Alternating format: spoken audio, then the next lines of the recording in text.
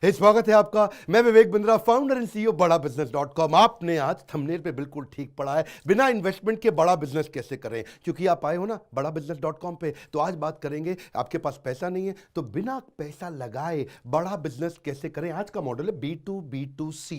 ये B2B2C क्या होता है? पहला बी, दूसरा बी और सी। पहला बी हूं मैं, यानी कि मेरा बिजनेस मी। दूसरा बी है इंटरमीडियरी, कोई ऐसा सहयोगी जिसके पास है सी, यानी कि कंज्यूमर।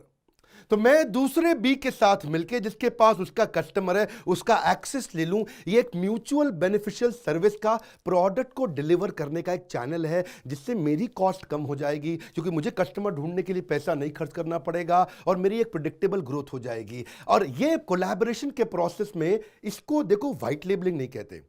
आपने मेरा व्हाइट लेबलिंग पे वीडियो देखा हुआ है। व्हाइट लेबलिंग में क्या है? मैं दूसरे बी के नाम पे माल बनाऊंगा, यानी कि इंटरमीडियरी के नाम पे माल बनाऊंगा। वो मेरा माल बेचता है और मेरा नाम तो होता ही नहीं। लेकिन यहां पे व्हाइट लेबलिंग नहीं है, वो मेरा ब्रांड भी है, उसका ब्रांड भी है। वो अपने ब्रांड के माध्यम से मेरे ब्रांडेड प्रोडक्ट को बेचता है। तो यानी कि मेरा ब्रांड रिकॉग्नाइज होता रहेगा। आप इसमें डिस्ट्रीब्यूटर बना सकते हो, होलसेलर बना सकते हो, रिटेलर बना सकते हो, फ्रेंचाइजी बना सकते हो, ई कॉमर्स पे जा सकते हो, इंटरनेशनल डिस्ट्रीब्यूटर बना सकते हो। और उसको दूसरा बी क्यों आपके साथ जुड़ना चाहता है मालूम आपको? क्योंकि उसके पास 20 आइटम थे लेकिन आपकी वाली 10 नहीं थी, इसलिए वो जुड़ना चाहता है आपके साथ। आपने उसके प्रोडक्ट पोर्टफोलियो को बड़ा कर दिया। उसके पास इंटरेस्ट नहीं है कि वो आपके वाला प्रोडक्ट कहीं से लेकर के आए, या उसके पास वो रिसोर्स नहीं है, या वो खुद नहीं बना सकता। तो पहला बी मैं, दूसरे बी की मदद से, जिसके पास बहुत सारी जनता है, क्योंकि जिसके पास जनता है उसी की तो दुनिया सुनता है। इसी केस स्टडी के दौरान मैं आपको थोड़ा अपने बिजनेस मॉडल के बारे में भी बता दूं। प्रोडक्ट को आपको कंट्रोल में रखना है। अगर सेल्स का एक्सपीरियंस आप कंट्रोल में नहीं कर सकते, कम से कम प्रोडक्ट के एक्सपीरियंस को कंट्रोल में करो। आपको पता है हमने अपनी कई फ्रेंचाइजीज खोली हैं, हमारे साथ कई इंडिपेंडेंट बिजनेस कंसल्टेंट जुड़ चुके हैं, जो देश भर में हमारा प्रोडक्ट, हमारी ट्रेनिंग प्रोग्राम्स को सेल करते हैं। लेकिन प्रोडक्ट हम बनाते हैं। जब प्रोडक्ट कंट्रोल में रहता है, इसको बोलते हैं एनेबलिंग द एनेबलर। जो सामने एनेबलर है, आप उसको और एनेबल कर दो। Brand is everything. ब्रांड आपके कंट्रोल में रहना चाहिए। आपका ब्रांड क्या है? My brand is that my brand is everything. जिस दिन ये फिलॉसफी आ जाती है, तब आप प्रोडक्ट के एक्सपीरियंस को कंट्रोल में रखते हैं। बेचता आपके लिए कोई और है, और वो क्यों आपके लिए बेचता है? क्योंकि उसको प्राइस का कन्वीनियंस है और उसको मिनिमम इन्वेस्टमेंट का कन्वीनियंस है। अब आपने ये समझा बिजनेस मॉडल B2B2C। मैं हूं बी, दूसरा बी है वो इंटरमीडियरी जो मेरी मदद करेगा माल बेचने में। क्यों? उसके पास से सी, जिसको बोलते हैं कंज्यूमर। अब आपको ये तो हो गया मॉडल। अब प्रोडक्ट कैसे बनाओगे? प्रोडक्ट का रूल क्या है? Hassle premium. जितना बड़ा हैसल उतनी बड़ी प्रीमियम, जितनी बड़ी प्रॉब्लम उतना बड़ा प्रीमियम। प्रीमियम क्या है? या तो आपको मार्केट शेयर बड़ा मिलेगा या मार्जिन बड़ा मिलेगा। तो कोई भी बिजनेस के अंदर एंटर करते हो, पहले बड़ी प्रॉब्लम ढूंढो जिसको आप सॉल्व करोगे। जैसे मैं आपको अपनी एक और तारीफ कर देता हूं, मेरी थोड़ी आदत है बीच बीच में कर लेता हूं। मेरे लीडरशिप फनल के पार्टिसिपेंट वीरल, एक गुजराती लड़का, यंग लड़का, और वो पढ़ाता था technical IT computer education programmes. उसने B2B2C मॉडल को ध्यान से समझा, और उस मॉडल में उसने देखा कि सबसे बड़ी मार्केट की प्रॉब्लम क्या है। आप जानते हैं हमारा जो देश है, इस देश के अंदर हर साल अगले 20 साल तक 1.25 करोड़ बच्चे, 1.25 करोड़ यूथ नौकरियां ढूंढने वाले हैं। मेरी बात सुनना, हर साल 1.25 करोड़ बच्चे नौकरियां ढूंढेंगे अगले 20 साल तक। आप बात समझिए, ये वो देश है जहां 120 करोड़ में से 60 करोड़ की जो जनता है, उनकी उम्र 26 साल से कम है। इसका मतलब हमारा देश यंगेस्ट देश है। अब इसका एक दूसरा हिस्सा लो। आप जाते हो Naukri.com पे, मॉन्स्टर पे, जॉब के कई पोर्टल हैं, वहां हर समय बहुत सारी जॉब्स अवेलेबल हैं। लेकिन इतनी जॉब्स अवेलेबल होने के बावजूद बेरोजगारी अनएम्प्लॉयमेंट मुद्दा बना हुआ है। जब इतनी नौकरियां अवेलेबल है तो लोगों की नौकरी लग क्यों नहीं रही? क्योंकि स्किल डेफिसिट है। नौकरी है, ऐसा नहीं है नौकरियों की संभावना खत्म हो गई है, पर वो बच्चे नहीं मिल रहे हैं जो वो नौकरी पे लग सकें। अब इस प्रॉब्लम को समझते हुए वीरल ने सोचा कि मैं B2B2C मॉडल बिल्ड करता हूं। मेरे ट्रेनिंग प्रोडक्ट बड़े पावरफुल हैं और इनको बाकी लोग अगर सेल करें तो मैं बिना इन्वेस्टमेंट के बिजनेस ग्रो करूंगा। आज का टॉपिक याद है ना आपको? बगैर इन्वेस्टमेंट के बड़ा बिजनेस कैसे करें। तो थोड़ा पहले इस प्रॉब्लम को और समझ लेते हैं 1 मिनट के लिए। ट्रेडिशनल मेथोडोलॉजी और ऑब्सोलीट टेक्नोलॉजी। जिस तरीके से पढ़ाया जा रहा है, पुरानी मेथोडोलॉजी और ऑब्सोलीट टेक्नोलॉजी। टीचर जो है, टीचर भी आउटडेटेड, कंटेंट भी आउटडेटेड। आप 19वीं सदी के कंटेंट को 20वीं सदी के टीचर से 21वीं सदी के बच्चे को पढ़ा रहे हो, बात चलेगी नहीं। और अगर बच्चा ड्रॉप आउट हो जाता है उसको और इग्नोर कर देते हैं। फोकस है यहां पे कि कैसे कोर्स को कंप्लीशन करें, रिजल्ट ओरिएंटेशन नहीं, course completion versus result orientation, इस फोकस को बदलना है। अगर एक टीचर सारे सब्जेक्ट नहीं पढ़ा सकता तो एक बच्चे से सारे सब्जेक्ट सीखने की उम्मीद नहीं की जानी चाहिए। हर बच्चे की एक स्ट्रेंथ है, उसको उसके हिसाब का स्किल डेवलपमेंट चाहिए। आप जानते हैं जापान के अंदर लिटरेसी रेट और एम्प्लॉयमेंट रेट बहुत ज्यादा क्यों है? इंडिया में और जापान में पढ़ाई में फर्क है। जापान में पढ़ाया जाता है उसको एक्सपीरियंस के लिए, यहां पढ़ाया जाता है एग्जामिनेशन के लिए। वहां पढ़ाया जाता है जॉब के लिए, ऑन द जॉब ट्रेनिंग के लिए, और यहां पढ़ाया जाता है एग्जामिनेशन के लिए, डिग्री के लिए। इवैल्यूएशन के सिस्टम में फर्क है। आप जानते हैं कि यहां पे जो मेजर किया जाता है उसके टेस्ट को मेजर करते हैं, वहां पे मेजर करते हैं एप्लीकेशन को। इधर क्या देखते हैं, टेस्ट में कितने नंबर आए, उधर क्या देखते हैं, अप्लाई कितनी बढ़िया से कर सकता है। इसको बोलते हैं रोट लर्निंग को चेंज करना। रोट मतलब रट्टा, रट्टा लगवाना बंद करना है। ऐसा नहीं कि इंडिया पूरी तरह पीछे रह गया है। इंडिया में 2030 तक मूक पूरा फैल चुका होगा। ये मूक क्या होता है? Massive open online courses. Massive open online courses को बोलते हैं डिजिटल क्लासरूम, डिजिटल पढ़ाई।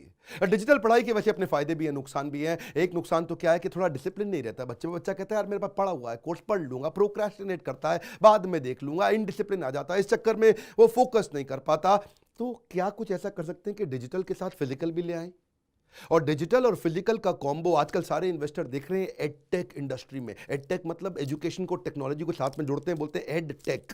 एडटेक में सब देख रहे हैं कि थोड़ा सा दोनों का कॉम्बिनेशन आ जाए। आपको मालूम है ना, हम भी फिजिकल डिजिटल दोनों करते हैं। मेरे ऐप में आप ऑनलाइन भी सीखते हैं और हमारे इवेंट्स में भी आते हैं। बड़ा अच्छा काम किया विरल ने, कंपनी चालू करी जिसका नाम क्या है, pride edu care. Pride edu care ने दोनों का कॉम्बिनेशन लिया। अब वापस बिजनेस मॉडल पे आते हैं, बिना इन्वेस्टमेंट के पैसा कैसे कमाएं, बड़ा बिजनेस कैसे करें, B2B2C। तो विरल ने सोचा कि मैं बनाता हूं प्रोडक्ट बढ़िया बढ़िया, मैं बनाता हूं ऑनलाइन कोर्सेज। याद है ना, मूक, मैसिव ओपन ऑनलाइन कोर्सेज, लेकिन साथ में फिजिकल इंफ्रास्ट्रक्चर देना पड़ेगा। तो मैं इतने इंस्टीट्यूट कैसे खोलूंगा, मैं इतने सारे कोचिंग सेंटर कैसे खोलूंगा? तो अपने साथ वो दूसरा बी जोड़ लिया, जिसके पहले से कोई कोचिंग सेंटर चल रहा है, उसका ट्यूशन सेंटर चल रहा है, उसका कोई ऑनलाइन ऑफलाइन एजुकेशन चल रहा है, कंप्यूटर क्लासेस चल रही है, वहां उसको थोड़ा पार्टनर बना ले और उसके इंफ्रास्ट्रक्चर को यूज करके अपने माल को वहां बेचे। इससे क्या हुआ, इनका थोड़ा रिस्क अपना घट गया, प्रेडिक्टेबल अर्निंग हो गई, ग्रोथ तेज हो गई, लो कॉस्ट पे कस्टमर को एक्वायर कर लिया। अब इनकी मार्केटिंग भी एफिशिएंट हो गई और कस्टमर लेफ्ट आउट फील नहीं करता, क्योंकि अब ये कहीं पे भी कस्टमर को जाके कवर कर सकते हैं डिस्ट्रीब्यूशन चैनल के माध्यम से। लोअर रिस्क है तो स्टाफिंग को भी लेवरेज कर लिया, अभी दूसरे के स्टाफ को इस्तेमाल कर लिया, स्टार्टअप की कॉस्ट अपने आप ही कम हो गई। अब रीजनल मार्केट में जा सकते हैं, जिधर मन करे उधर जाके क्योंकि वहां कोचिंग सेंटर कोई ना कोई सेंटर चल ही रहा होगा, तो उसको एक्वायर कर लें, कोई नया खोल लें। अब इसके माध्यम से उसको फीडबैक भी मिलने लग गया, वाइडर कस्टमर रीच के साथ में। अब विरल ने सोचा मैं अपनी कोर कॉम्पिटेंसी पे फोकस करता हूं, मैं प्रोडक्ट कंट्रोल करूंगा, बढ़िया ट्रेनिंग प्रोग्राम बनाऊंगा, बेचेगा मेरे बिहाफ पे कोई और, मैं खाली प्रोडक्ट कंट्रोल करता हूं, अगर प्रोडक्ट अच्छा होगा तो कस्टमर वापस आएगा। अब क्या था, अब इस मॉडल को थोड़ा और इवॉल्व करते हैं, इस मॉडल को समझते हैं कि कैसे किया। अब प्रोडक्ट बना लिया, प्रोडक्ट बना करके बढ़िया अच्छा क्वालिटी का प्रोडक्ट बनाओ, उसमें एनिमेशन डालो, उसको सॉलिड वीडियोस बनाओ, छोटे छोटे कोर्सेज तैयार करो, फिर जिसका सेंटर चल रहा है उसको बोलो कि आप एडमिशन और रजिस्ट्रेशन कर लो, और उसके क्लासरूम में ऑनलाइन पढ़ाई फिजिकल इंफ्रास्ट्रक्चर के साथ में करेंगे, फिजिकल प्लस डिजिटल। अब अगर बच्चे को कोई डाउट आएगा तो उसका डाउट रेजोल्यूशन हम लोग सेंट्रल ऑफिस से, हेड ऑफिस से कर लेंगे, उसका ऑनलाइन एग्जामिनेशन भी ले लेंगे और उसके असाइनमेंट का इवैल्यूएशन भी कर लेंगे, उसको सर्टिफिकेशन भी दे देंगे और फिर इंटर्नशिप लगवाएंगे। बच्चे की दिक्कत क्या है, उसको इंटर्नशिप चाहिए और उसको जॉब लगवा दो, जॉब नोटिफिकेशन। अगर 100% इंटर्नशिप मिल जाए तो जॉब लगने के चांसेस अपने आप बढ़ जाते हैं। तो थोड़ा मॉडल इवॉल्व हुआ।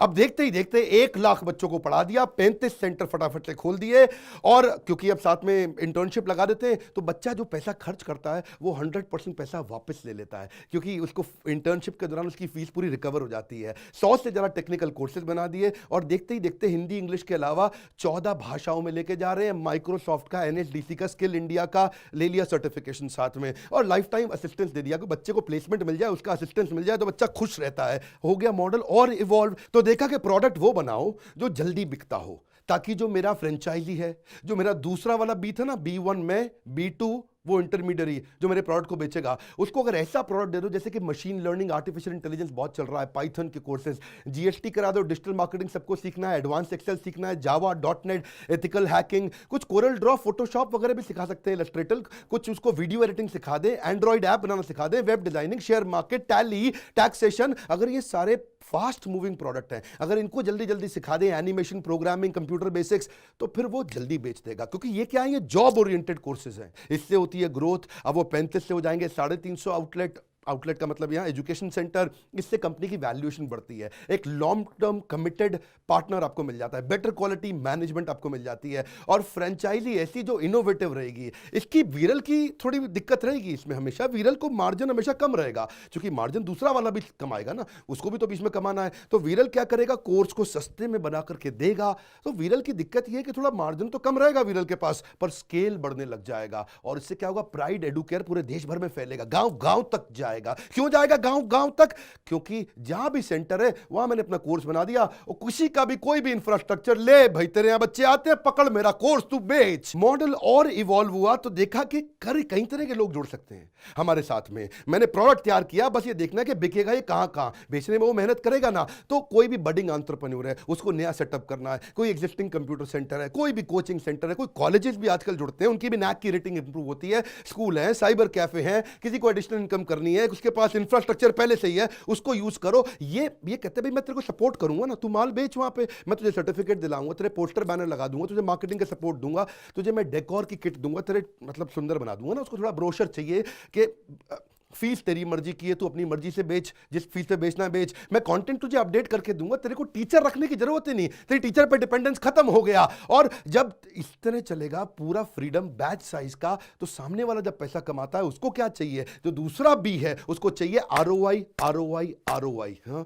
बस उसको आरओआई मिल जाए तो वो तो उसके साथ में कहेगा भाई मैं तुझे वीरल जिंदगी भर प्राइड एडुकेयर छोड़ूंगा नहीं। ऐसे बिजनेस मॉडल इवॉल्व होते हैं। आपको बता दूं, वीरल हमारे पहले लीडरशिप फनल में आए, वहां से बाउंस बैक में आए, एवरीथिंग अबाउट एंटरप्रेन्योरशिप में आए। मैं जो कोर्स लॉन्च किया वीरल ने उसको ज्वाइन किया। ऐसा गुजराती यंग लड़का छा गया। मैं ऐसे लड़के की तारीफ करने में रुकूंगा नहीं कभी। आप बोलो क्यों करते हो, करूंगा। ऐसे ही लड़के हैं जो अब पूरे देश में बिना पैसा लगाए फट फट फट फट फट बिजनेस बिल्ड कर देते हैं। लोग सोचते हैं पैसा चाहिए धंधा बड़ा करने के लिए, इसीलिए आइए आप मेरे यूट्यूब चैनल पे हमेशा आइए, ऐसी केस स्टडी दूंगा। वीरल की केस स्टडी पूरे देश को फेमस करके देनी है। आपके पास अगर पैसा नहीं है, आप भी जुड़ सकते हो वीरल के साथ। 4-5 कंप्यूटर लगाए, फटफट चालू किया, आपका फायदा, वीरल की ऑर्गेनाइजेशन का फायदा, स्टूडेंट का फायदा। इसको बोलते हैं इकोसिस्टम को बिल्ड करना। क्यों नहीं ऐसी स्टोरी को शेयर करते हैं, सारे स्कूल कॉलेज इंस्टीट्यूशन सबको पता चलना चाहिए, बच्चों को पता चलना चाहिए। ऐसे प्रोग्राम का होता है फायदा, जिससे आपका भी दिमाग खुलता है। जितना ढक्कन मोटा उतना धंधा छोटा। आज जानते हैं वर्ल्ड का नंबर 1 एंटरप्रेन्योरशिप यूट्यूब चैनल बनाए। क्यों बनाए? क्योंकि हम ऐसे एंटरप्रेन्योरशिप के आपको ट्रिक्स देते हैं। वीरल के साथ जुड़ना चाहते हैं, प्राइड एडुकेयर, उनके बोर्ड लाइन नंबर पे आप उनको फोन कर सकते हैं। आप बोर्ड लाइन नंबर दिया है। हमारे साथ जुड़ने के लिए फेसबुक पे आइए। फेसबुक पेज से मैं बहुत तेज मैं नया कंटेंट डाल रहा हूं, वहां आइए। वीडियो को शेयर करना मत भूलिए, लाइक करके उत्साह बढ़ाइए। सब्सक्राइब आपने तो कर रखा है, दूसरों से कौन कराएगा? आपको कराना है ना, क्यों? तो उनका भी फायदा हो। हमारे साथ जुड़े रहने के लिए, हर बार वापस आके वीडियोस को देखने के लिए आप सबका प्रेम पूर्वक बहुत बहुत धन्यवाद।